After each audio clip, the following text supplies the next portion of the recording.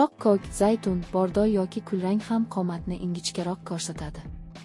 Bir xil rangdagi liboslar, yuqori va past qismlar bir xil ohangda bo'lsa, tanani vizual uzunroq ko'rsatadi. Uzoq chiziqlar, vertikal chiziqlar yoki uzun aksessuarlar tanani chozib ko'rsatadi. Ortiqcha keng liboslardan saqlan, ular tanani katta qilib ko'rsatadi.